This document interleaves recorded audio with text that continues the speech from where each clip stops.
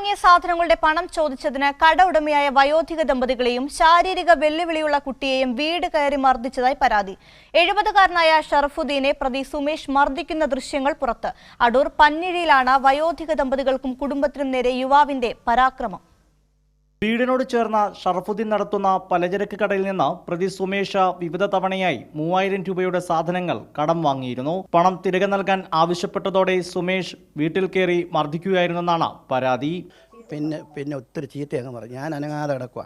കൊടുക്കാൻ സായി കേട്ടപ്പോൾ ഞാൻ പറഞ്ഞടാ ഇറങ്ങടാ എൻ്റെ വീട്ടിൽ നിന്ന്, നീ എന്തിനാടാ എൻ്റെ വീട്ടിൽ കയറിയ, ഇറങ്ങിപ്പോടാ, പോകത്തില്ല. കൊടുക്കാൻ പിന്നെ അങ്ങ് ഭയങ്കര ചീത്ത വിളിയായി.